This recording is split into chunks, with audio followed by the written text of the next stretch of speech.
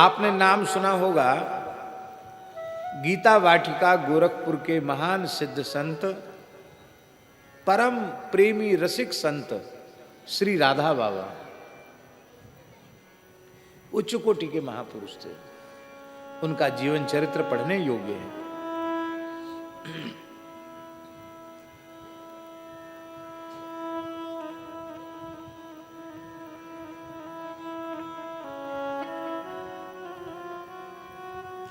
वृंदावन के एक संत ठाकुर श्री घनश्याम दास जी, पूज्य श्री राम शर्मा जी के छोटे भाई, हो सकता बाबा ने तो उनकी ठकुराई का दर्शन किया हो, क्योंकि बाबा तो रास बिहारी के बड़े अनुरागी रहे।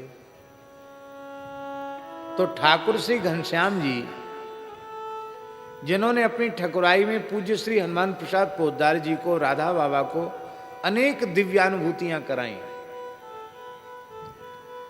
वो ठाकुर श्री घनश्याम जी समय समय पर बाबा उनका स्मरण करते और वो गोरखपुर जाते थे। गीता वाटिका बाबा के पास रहते थे। बिडमत कुंज वाले महाराज जी पधारते, महाराज जी तो समय से आते, पर ठाकुर जी को जब इच्छा होती तब बाबा संदेश भेजते थे, ठाकुर जी को बुलाओ, ठाकुर जी आ जाते। अब वहां की जो दैनिक नियमावली है वो तो वैसे चलती। बाबा की परिक्रमा के समय पदगान, और पावन कक्ष में भाई जी के वहाँ कुछ सत्संग, वहाँ पदगान, पद रत्नाकर का गान, वो सब तो चलता। मध्याह्न में बाबा महाराज जी भिक्षा के बाद और तुरंत अपनी कुटिया में चले जाते और ठाकुर घनश्याम जी को बुला लेते और कहते बस रसकों के पद सुनाओ। हैं श्री राम जी के भाई, यहाँ रसकों के पद सुनाओ। तो ठाकुर जी का गला बड़ा बहुत मीठा था, ठाकुर जी तो ठाकुर जी थे और उनको बहुत याद भी था, तो कुछ न कुछ ब्रज की लीला रसकों के पद सुनाते। बाबा विभोर होते रहते सुन सुनकर, एक मिनट विश्राम नहीं करते। और शाम को फिर जो बाहर बैठने का क्रम वो सब शुरू हो जाता।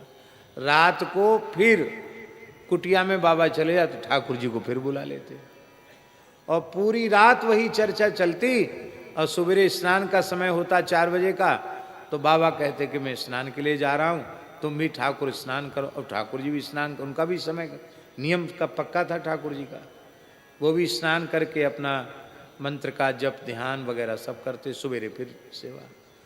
तो इस प्रकार से कई दिन बीत गए, लंबा समय बीत गया, न रात में सोए न दिन में।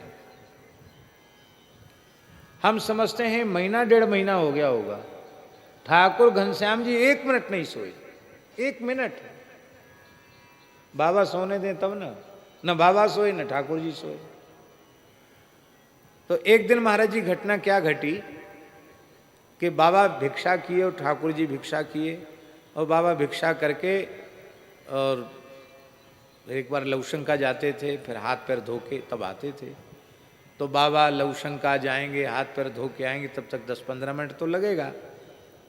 तो ठाकुर जी ने मन में सोचा कि बाबा की कुटिया में तो बाद में जाना ही है, थोड़ी कमर सीधी कर लें। कई दिनों से सोए नहीं हैं, महीना 1.5 महीना हो गया। तो जहाँ हम लोग रुकते थे वही कुटिया में खाली तख्त पड़ा था, तो ठाकुर जी कुछ बिछाया भी नहीं, थोड़ी कमर सीधी करने के हिसाब से ठाकुर घनश्याम जी ऐसे लेट गए। अब कई दिन के थके हुए थे, तो लेटते ही गंभीर निद्रा में चले गए। और पूज्य श्री राधा बाबा लवशंका करके कुल्ला आचमन करके कुटिया में गए, तो ठाकुर जी नहीं दिखाई पड़े, विकल हो गए। ठाकुर कहाँ गया, ठाकुर कहाँ गया? तो स्वयं बाबा चल करके ठाकुर जी की कुटिया तक आ गए। विकलता इतनी सत्संग की।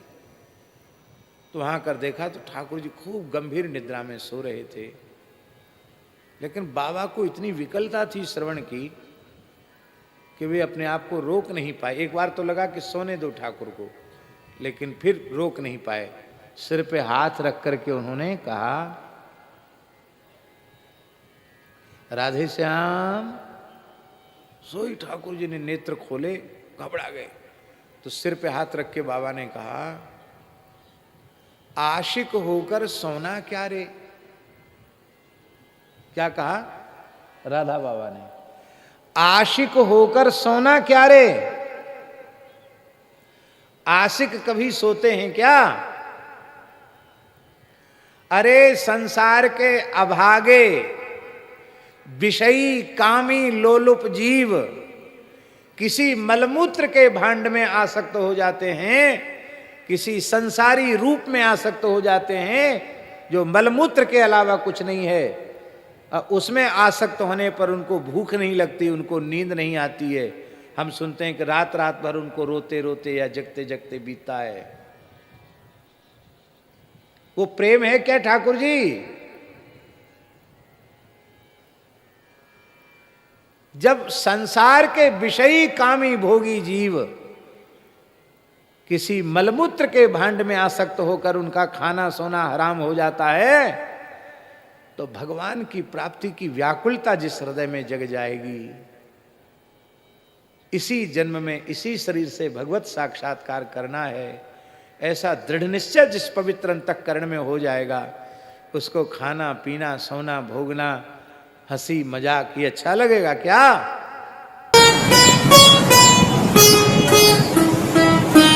श्री सीताराम प्रतिदिन सत्संग एवं दर्शन के लिए श्री महाराज जी के ऑफिशियल चैनल को जरूर सब्सक्राइब करें।